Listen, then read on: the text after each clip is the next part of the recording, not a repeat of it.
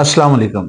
अब हम ये पार्ट 2 के साथ हैं जो शेर शाह खान साहब ने गज़ाली के हवाले से उसको डिफेंड करने की कोशिश की, और मैंने बताया कि गज़ाली की जो है एक पर्सनैलिटी कल्ट बनाने की कोशिश की गई और उसकी जो भयानक और ज़हरीली लेगेसी थी उसको नज़रअंदाज किया गया। और ऐसा नहीं हुआ, ये पहले उसमें भी मैंने बताया कि ना सिर्फ ये कि वो फ़लसफ़ियों के ख़िलाफ़ था, बल्कि बाज़ मामलात में बड़ा सेक्टेरियन माइंडेड था। मिसाल के तौर पे उसको सरकार की तरफ से एक तरीके से इनकरेज किया गया कि वो इस्माइलियों के ख़िलाफ़ लिखे, उनके अकायद के ख़िलाफ़ लिखे, और कुछ मुफ़क्किरीन का इवन दावा है कि उसने जो है ये एडवोकेट किया कि उनको बगैर ट्रायल के भी कत्ल किया जा सकता है क्योंकि वो हेरेटिक हैं। तो ये जब खुर्रम इलाही और कैसर अहमद राजा साहब वगैरह जब ये पर्सनैलिटी कल्ट डेवलप करते हैं गज़ाली का, तो वो ये भूल जाते हैं। बिल्कुल इसी तरह गज़ाली ने और भी ये आर्गू किया जा सकता है कि मज़हबी मामलात में जो है उसने कोई लॉजिकल पोजीशन नहीं ली। मसलन उसका ये कहना कि जी हाकिम जो सुन्नी बिलीफ था उस दौर का, मुरवज्जा दौर का, कि हाकिम का ताल्लुक कुरैश से होना चाहिए। अब लॉजिकल सवाल ये बनता है कि क्या नाउज़ुबिल्लाह इस्लाम नस्ल परस्ती फैलाने के लिए आया था? अगर वो कुरैश नहीं है, पाकिस्तान में अगर जो है वो कुरैश मौजूद नहीं है, तो फिर क्या किया जाए? तो ये एक लाज़िम बात है कि एक ये नस्ल परस्ताना नुक्ता नज़र है। रसूलुल्लाह सल्लल्लाहु अलैहि वसल्लम के हवाले से कहा जाता है कि उनकी हदीस है कि अगर एक काला हबशी भी तुम पर अदल के साथ हुकूमत करे, तो आप उसकी अताअत करो। तो रसूलुल्लाह सल्लल्लाहु अलैहि वसल्लम ने अदल को मेयार करार दिया, गज़ाली ने जो है वो कुरैशी होने को इसी तरह कुरैशी होने को करार दिया। इसी तरह उनके ख़्याल में हाकिम जो है वो मर्द होना चाहिए।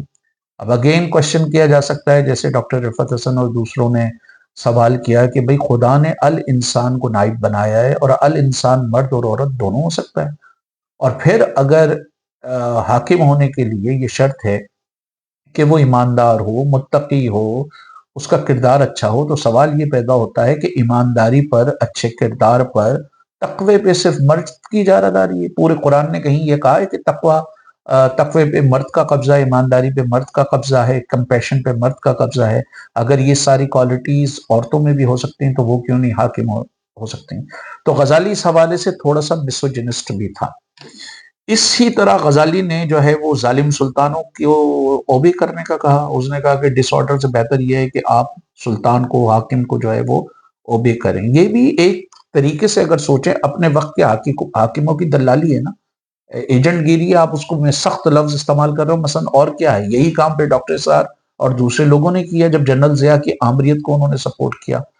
अब अगेन यहाँ पर हजरत अली का कुछ लोग कोट करते हैं कि जुल्म की हुकूमत तो कायम रह सकती है, जुल्म की हुकूमत कायम नहीं रह सकती, कुफ्र की हुकूमत शायद कायम रह सके लेकिन जुल्म की हुकूमत कायम नहीं रह सकती। लेकिन गजाली एडवोकेट करता था, क्यों? सल्जूकों के साथ था, उनकी स्टैब्लिशमेंट का हिस्सा था, आपस में भी उनकी लड़ाइयां चल रही होती थी उसके लिए। तो ये आप इन तमाम चीजों को जब आप गजाली की पर्सनैलिटी कल्ट बनाते हैं, इन तमाम नुकात को शेरशाह साहब ने भी नजरअंदाज किया। दूसरा ये कि मेरा ख्याल से इस पॉइंट को इन्वेस्टिगेट करना चाहिए कि उसने जो इब्न सीना पे शदीद दशनाम तराजी की और उसके खिलाफ जो फतवे दिए और सारे वो मामलात किए, एक बज़ाहिर ये मालूम होता है क्योंकि वो रैबिडली एंटी इस्माइली था, और इब्न सीना के बारे में ख्याल किया जाता है कि वो इस्माइली शिया था। तो मेरे ख्याल से वो बुक्स भी कहीं पर कार फरमा है। और गजाली ने खुद अपनी तहरीरों में हसद को बड़ा वो कहा, लेकिन इसको खुद भी बज़ाहिर लगता है कि इब्न सीना से बड़ी हसद थी, जो इब्न सीना की स्पेशली जो पॉपुलैरिटी थी। इब्न सीना के ये बाद आए, लेकिन इब्न सीना की जो पॉपुलैरिटी थी, जिस तरह उसको सेकंड टीचर कहा जाता था, तो जिस हसद के खिलाफ गजाली लिखता था, उस हसद का वो खुद शिकार था और इसकी कोई नहीं सुनता था, और ये होता है। अब आते हैं हम उनके आर्ग्यूमेंट की तरफ। बास मामलात में अगर फिलोसॉफिकली आप देखें तो गजाली और इब्न सीना की जो लड़ाई है, ये अफलातून और उसकी भी लड़ाई लगती है एरिस्टोटल की। अफलातून ने कहा जो आप दुनिया देख रहे हैं ये हकीकी दुनिया नहीं है, बल्कि हकीकी दुनिया का इमेज है। और उसने एक वो अपने किताब में उसका इशारा भी दिया कि अगर आपको जो है वो बांध दिया जाए किसी गार में और वहां आग जल रही हो और आप खाली रिफ्लेक्शन देख रहे हो, تو آپ ریالٹی نہیں دیکھ رہے، آپ اصل آگ نہیں دیکھ رہے، آگ کا ریفلیکشن دیکھ رہے ہیں۔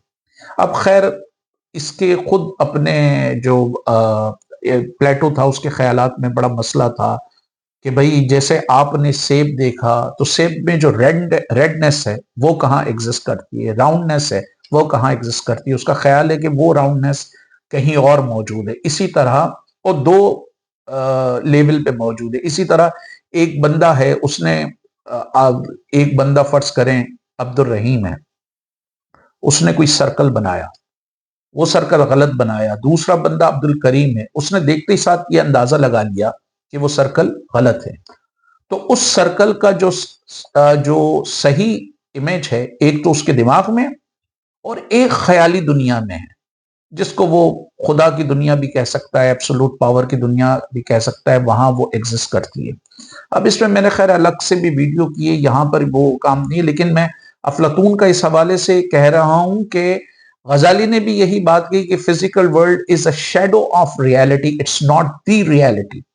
یہ جو فزیکل ورلڈ ہے، جو ہمارے ارد گرد دنیا ہے، یہ اصل دنیا نہیں ہے، بلکہ یہ اصل دنیا کا سایہ ہے۔ تو غزالی خود جو اینشینٹ فلاسفر تھے گریک کے، ان پہ بڑی دشنام ترازی کرتا رہا، اور ابن سینا اور دوسرے لوگوں پر وہ یہی کہتا تھا کہ ان لوگوں نے ان کی پوجا کر رہے ہیں یا ان کے لیے ایگزیجریٹ کیا ہے، لیکن ان ریالٹی بات وہ بھی وہی کر رہا ہے۔ اب یہ آگے چل کے ہم مزید دیکھتے ہیں۔ کمنگ بیک ٹو پلیٹو، اب پلیٹو نے یہ جو بات کہی کہ بھئی وہ ریڈنس ہے، راؤنڈنس ہے، کرسی ہے، کرسی کی اگر اسکوائر ہے، اسکوائرنس وہ کہاں پر ہے؟ تو وہ کہتا تھا کہ وہ امیج جو ہے وہ کسی خیالی دنیا میں ہے۔ ایرسٹوٹل نے یہ کہا کہ بھائی جو آبجیکٹ ہے، ریالٹی آبجیکٹ سے ہٹ کر نہیں ہے۔ مثلا سیب کی ریڈنس اس وقت تک ہے جب تک وہ سیب آپ کے سامنے ہے، سیب ہٹا لیں ریڈنس ختم۔ سیب کی راؤنڈنس اس وقت تک ہے جب وہ آپ کے سامنے ہے، آپ نے سیب ہٹا لیا، راؤنڈنس کہاں پر ہے؟ اگر وہ آبجیکٹو ریالٹی سے ہٹ کر ہے، رائٹ، تو وہ پھر کہاں ہے؟ اس کی میں اب آپ کو کیسے مثال دوں؟ فرض کریں کہ یہ ہے، یہ تھیلی ہے میرے ہاتھ میں، میرے پاس جو اسپیکر لگا ہوا ہے، ٹھیک ہے۔ اب وہ یہ کہہ رہا ہے کہ اس کا ایک اور امیج ہے پلیٹو، اس طرح کی تھیلی کا ایک اور موجود ہے۔ اب وہ کہاں موجود ہے؟ ایک دماغ میں موجود ہے، ایک ایبسولوٹ دنیا میں موجود ہے، لیکن میں نے یہ تھیلی ہٹا لی، تو اب اس تھیلی کا ایگزسٹنس کہاں ہے؟ اس کی ریالٹی کہاں ہے؟ تو آبجیکٹ کی ریالٹی آبجیکٹ کے ساتھ ہے، اس سے باہر نہیں ہے۔ اب پلیٹو کی تھیوری میں یہ مسئلہ پیدا ہوتا ہے کہ فرض کریں کہ دنیا میں اگر 10,000 سمندر ہیں، تو کیا ان 10,000 سمندر کا امیج یا 10,000 سمندر کہیں اور بھی ہوں گے؟ اسی طرح دنیا میں اگر 7 کانٹیننٹس ہیں، تو کیا وہ 7 کانٹیننٹس کہیں اور بھی ہوں گے؟ پھر سوال یہ پیدا ہوتا ہے کہ وہ امیج جس کی وہ بات کر رہا ہے، وہ امیج اپنی کمپلیٹ فارم میں ہوگا یا ایوولوشنری فارم میں ہوگا؟ مثلا ایک مچھلی ہے، وہ چھوٹی ہے، تو اس وقت بھی کیا پلیٹو کے خیال میں اس کا امیج ہے؟ وہ پھر بڑی ہو گئی مڈل سائز کی، پھر امیج ہے، اس سے بڑی ہو گئی، پھر امیج ہے۔ مثلا کیسر احمد راجہ صاحب کی میں مثال دوں، پہلے وہ کلین شیو تھے، تو کیا اس وقت بھی کیسر احمد راجہ صاحب کا امیج تھا؟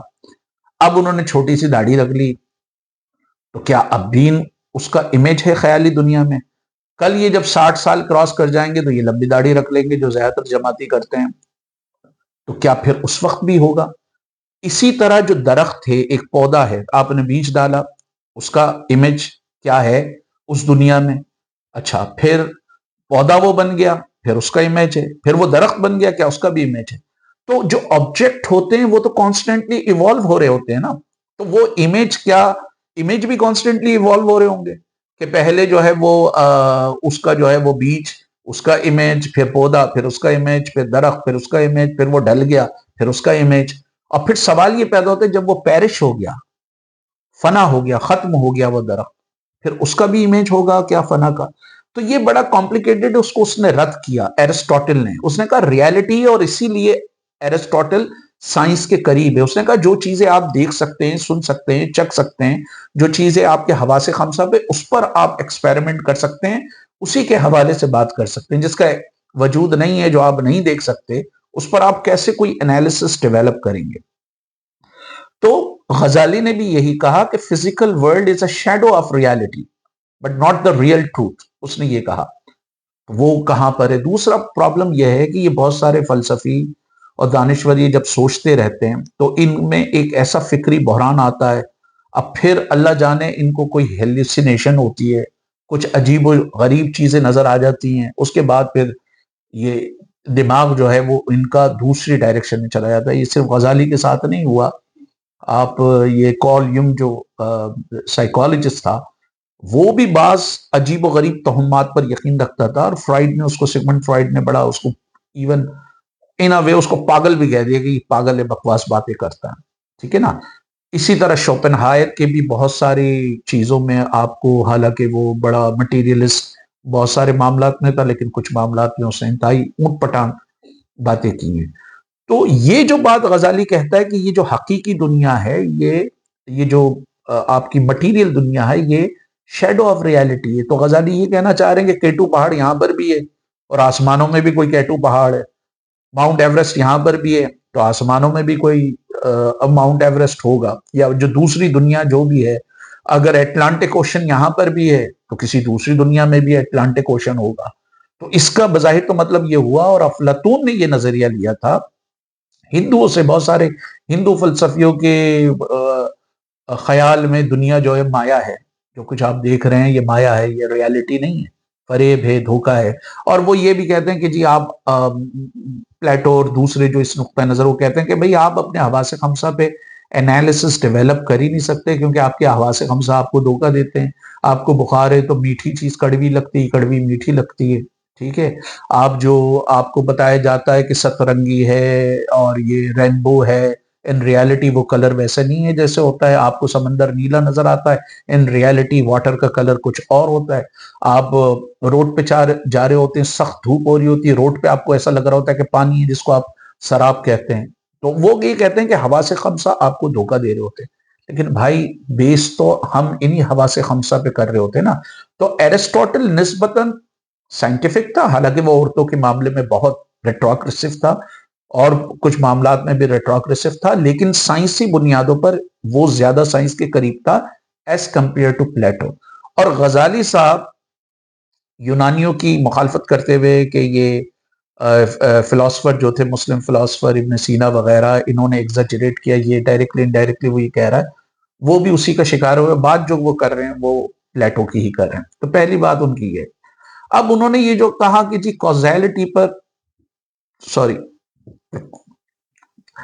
کازیلٹی پر یقین رکھتے تھے غزالی صاحب، لیکن بھائی وہ ایسے یقین رکھتے تھے، کازیلٹی کا جو جنرل سینس ہے، شیر شاہ خان صاحب نے یہ نہیں بتایا کہ جنرل سینس پہ یقین نہیں رکھتے تھے، وہ جنرل سینس پہ یقین رکھتے تھے، لیکن آگے اس میں جو ہے وہ تھوڑی سی ملاوٹ بھی کرتے تھے۔ چلیں اس ملاوٹ کو دیکھ لیں، جیسے شیر شاہ خان صاحب نے خود بھی مثال دی کہ جی اگر کوئی ٹیبل ہے تو وہ ٹیبل ہی ہوگی ہمیشہ، لیکن کچھ ایسا وقت آ سکتا ہے کہ وہ ٹیبل ڈائنوسر بھی بن جائے۔ تو شیر شاہ خان صاحب آپ نے کہاں ٹیبل کو ڈائنوسر بنتے ہوئے دیکھا؟ اس کو آپ دوسری طرف پلٹیے کہ ہمیشہ یہ ہوتا ہے، مثلا شاید ابن سینا یہ کہے کہ یہ جو پرندہ ہے اس کی صفات یہ ہے یا اس کی خوبی یہ ہے یا اس کی کوالٹی یہ ہے کہ یہ ہمیشہ اڑے گا۔ غزالی صاحب کہیں گے نہیں، پرندہ اڑتا تو ہے ہمیشہ، لیکن کچھ ایسے کام ہو سکتے ہیں کہ گدھا بھی اڑنا شروع کر دے اور پرندہ جو ہے وہ زمین پر گدھے کی طرح چلنا شروع کر دے۔ تو وہ بنیادی طور پر وہ جو کازیلٹی کا جنرل سینس ہے کہ بھئی آپ اگر روئی کو آگ لگائیں گے تو ہمیشہ آگ لگے گی، نیسیسری یہ ہے کہ اگر آپ روئی کو آگ لگائیں گے تو آگ لگے گی۔ تو غزالی صاحب کہیں گے نہیں، ایسا نہیں ہے کہ ہر دفعہ آگ لگے، ہو سکتا ہو کبھی نہ لگے۔ بھئی اگر گیلی ہے تو سمجھ میں آتا ہے۔ اس کو وہ بنیادی طور پر جو ہے وہ میریکلز کو جسٹیفائی کرنے کے لیے انہوں نے کہا کہ گاڈ کی یہ عادت ہے کہ وہ عموماً جو آپ کا کامن سینس ہے اس کے مطابق چل رہا ہوتا ہے، لیکن کبھی کبھی وہ اس سے ہٹ بھی رہا ہوتا ہے۔ اب سوال یہ پیدا ہوتا ہے کہ اگر اسلام دین فطرت ہے تو بھائی یہ دین فطرت میں کا مطلب یہ ہے کہ وہ آپ کی نیچر کے قریب ہے، آپ کے حواس خمسہ کے قریب ہے، عقل کے قریب ہے، آپ کو ایسی باتیں سمجھ میں آئیں گی جو آپ کی عقل کو اپیل کرتی ہیں۔ اب آپ گئے نہیں جی کھانا جو ہے آپ چکن بوٹی جو ہے نا منہ میں ڈالنے کے بجائے جو ہے وہ کان میں ڈالیں، جی کس کو سمجھ میں آئے گا؟ یہ وہی بات ہے کہ نہیں ہر دفعہ آپ کو منہ استعمال کرنا پڑتا ہے کھانے کے لیے، لیکن کبھی کبھی یہ بھی ہو سکتا ہے کہ آپ چکن بوٹی کان میں ڈال دیں. یہ میں ایک لائٹ موڈ پہ کہہ رہا ہوں، but this is what I am trying to say. تو غزالی کا یہ جو نقطہ نظر تھا وہ کمپلیٹلی ان سائنٹیفک ہے، کمپلیٹلی ارریشنل ہے. پھر اس نے یہ باتیں کر کے جو اس نے بڑی ٹاکسک وہ کی کہ بھئی اس نے جو الکندی جس طرح کہتا تھا کہ بھئی سچائی کہیں سے بھی مل سکتی ہے، علم کہیں سے بھی مل سکتا ہے، کسی کی منوپولی نہیں ہے. ٹھیک ہے. اب اس نے یہ بات کہی ایک طریقے سے ریولیشن کے ایبسولوٹ ٹروتھ وہ ہے، حالانکہ وہ ضروری نہیں ہے کہ خالی ایبسولوٹ ریالٹی. آف کورس آپ کے کردار کے معاملات میں، آپ کے مذہبی معاملات میں وہ ایبسولوٹ ریالٹی ہے، لیکن کیا وہ دنیاوی معاملات میں بھی ایک تو کہیں کلیم نہیں کیا گیا ہے کہ وہ اس طرح کی ایبسولوٹ ریالٹی ہے؟ لازم بات ہے کہ آپ اس کی بنیاد پر بہت ساری چیزوں کو ڈینائی تھوڑی کر سکتے، لیکن جو قرآن ہے، قرآن کی پھر انٹرپریٹیشن کوئی مونولیتھک تو نہیں ہے نا. اب جب آپ نے کہا کہ آپ نے اگر خالی یہ کہا کہ سچ صرف اس میں ہے، حالانکہ دنیا کی دوسری کتابوں میں بھی یہ باتیں ہیں، اور یہ جو ریشنلسٹ تھے وہ یہ کہتے تھے کہ شریعہ اور جو ریشنیلٹی ہے وہ دونوں انسانی فلاح کی طرف آپ کو لے کے جا سکتی ہے. شریعہ اگر آپ کو یہ کہہ رہی ہے کہ چوری نہ کریں، کسی پہ ظلم نہ کریں، کسی یتیم کا حق نہ ماریں، یہ بھی انسانی سماج کے لیے اچھی بات ہے. لیکن ریشنیلٹی سائنس کو استعمال کر کے آپ یہ کہتے ہیں کہ آپ پولیو کا علاج دریافت کر لیتے ہیں، ٹیوبرکلوسس کا، تو یہ بھی انسانی فلاح کے لیے ہے. رسول اللہ صلی اللہ علیہ وسلم کے حوالے سے وہ ہے معاملہ کہ جب ایک جنگ میں قیدی پکڑے گئے تو انہوں نے وہ یہودیوں سے پوچھا کہ کون آپ میں سے پڑھے لکھے ہیں، تو انہوں نے کہا جو ہمارے لوگ پڑھے لکھے نہیں ہیں ان کو پڑھائیں. تو وہ ان یہودیوں نے آیات قرآنی تو نہیں پڑھائی ہوں گی. اسی طرح یہ جو مشہور حدیث کے چین علم حاصل کرنے کے لیے چین بھی جانا پڑے تو جائیں، تو بھائی چین میں کوئی بخاری، ترمذی اور ابن باجہ، موطا امام مالک یا مسند امام حنبل تو نہیں پڑھائی جاتی، یا غزالی صاحب کی تو وہاں پہ کتابیں نہیں پڑھائی جا رہی ہوں گی. تو الکندی اور دوسرے فلسفیوں کا یہ تھا کہ ٹروتھ ہے، ریالٹی ہے، یہ سب اس میں ہو سکتا ہے. اور وہ کہتا تھا کہ اللہ تمام انسانوں کا اللہ ہے، تو اس نے دوسرے انسانوں کو بھی وہ دی ہوگی، عقل دی ہوگی، وزڈم دی ہوگی، سچائی دی ہوگی، دوسرے انسانوں کے پاس بھی یہ ہو سکتی ہے. آگے پھر شیر شاہ صاحب نے یہ کہا کہ ہاں جی آخری وقت میں وہ انڈیسائسو ہو گئے تھے غزالی صاحب، کہ بھائی یہ کاز ہو بھی سکتا ہے کہ مثلا وہ جو یہ آرگیومنٹ کرتے تھے کہ آگ ہمیشہ کاٹن کو جلائے گی، لیکن کوئی ایسا معاملہ ہوگا کہ نہ جلے آگ. اور اس میں وہ حضرت ابراہیم علیہ السلام اور وہ دوسری مثال دیتے تھے کہ اللہ اپنی ہیبٹ سے ہٹ کر کوئی چیز کر رہا ہوتا ہے. عموماً جو اللہ اپنی ہیبٹ کے مطابق کر رہا ہوتا ہے ہم اس کو دیکھ رہے ہوتے ہیں، لیکن کچھ ایسے سبب بھی ہیں جو ہو سکتے ہیں. تو شیر شاہ خان نے کہا کہ جی انہوں نے آخری زندگی میں انڈیسائسو تھے. تو بھائی انڈیسائسو اگر وہ تھے، انڈیسائسو ہونے کے باوجود انہوں نے کفر کے، الہاد کے سارے فتوے لگا دیے اپنے مخالفین پر. تو انہوں نے پھر ایک زہریلی لیگیسی کو کریٹ کیا نا، جو آج بھی موجود ہے. جو ہم اپنے مخالف کو ذرا سا کچھ ہو اس کو قادیانی ایجنٹ کہہ دیں، اس کو RCM کہہ دیں، جس طرح قیصر احمد راجہ اور یہ سارے لوگ کرتے ہیں کہ آپ سے بحث نہیں ہو رہی تو آپ وہ کریں. اب جو اس نے بات کی اپنے مخالفین پر، اس نے الزام لگایا کہ وہ جی ریزرکشن کا انکار کرتے ہیں، ٹھیک ہے، اور خدا کے پرٹیکولرز کو نہیں مانتے ہیں. پرٹیکولر سے مراد یہ ہے، مختلف اس کی انٹرپریٹیشن لوگ دیتے ہیں.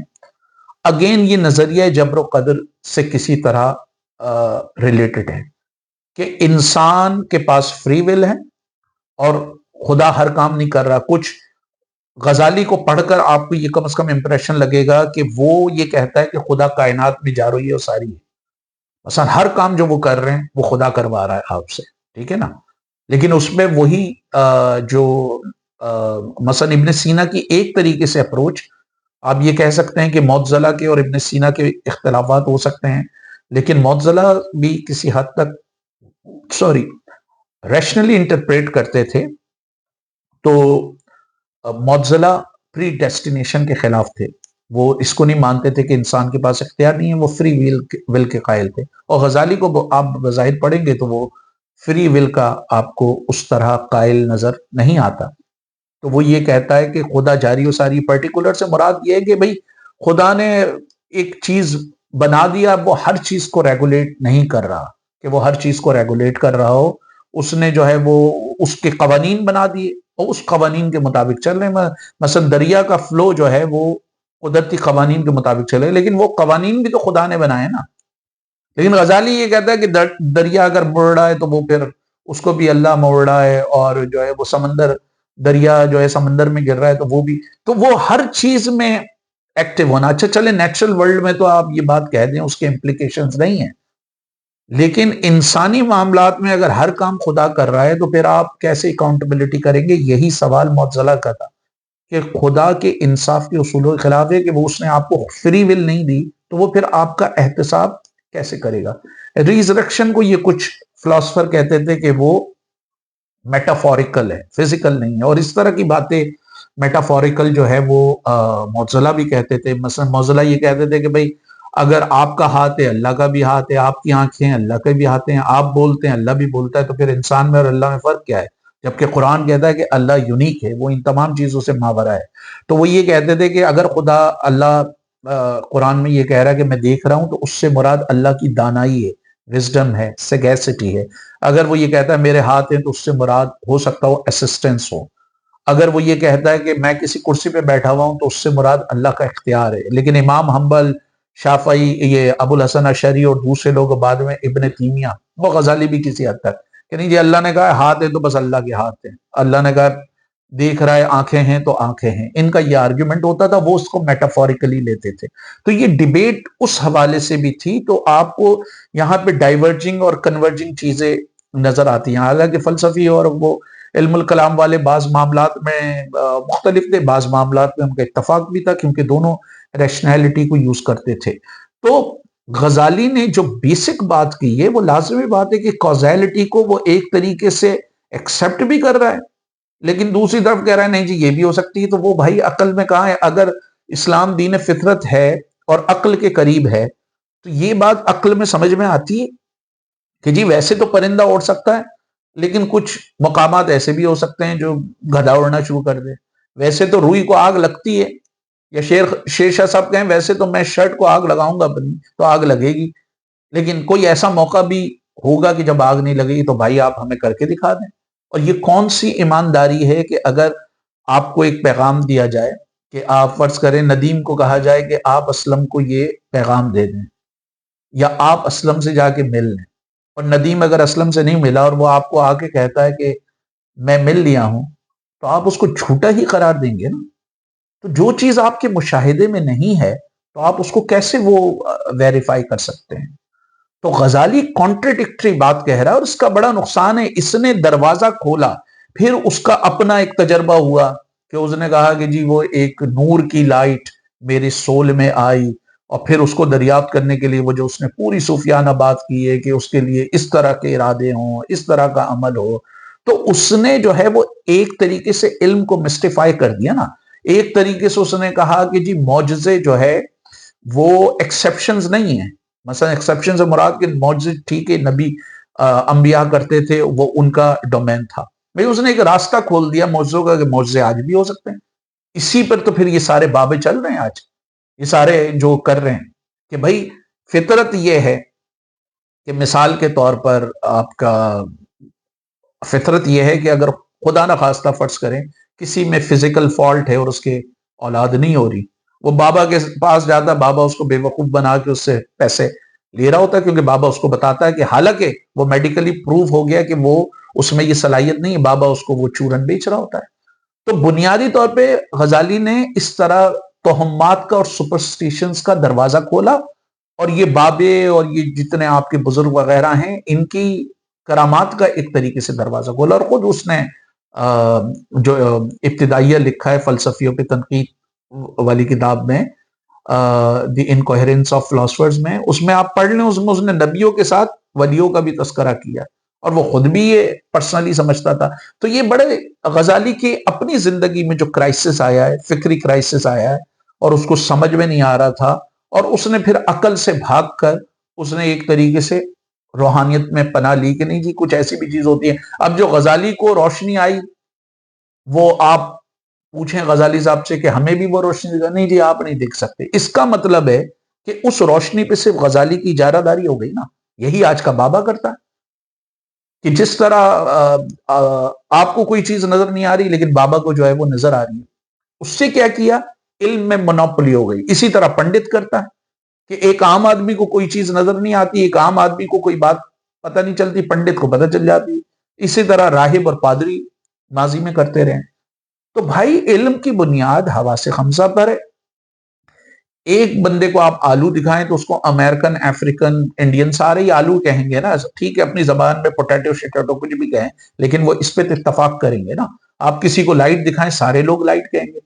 اب میں کل کھڑا ہو کر کہہ دوں پورے اس میں اندھیرا ہے, میں کہوں مجھے لائٹ نظر آ رہی ہے, آپ پوچھیں کہ وہ کہاں ہے لائٹ, تو نہیں آپ نہیں دیکھ سکتے کیونکہ آپ متقی پرہیزگار نہیں ہیں.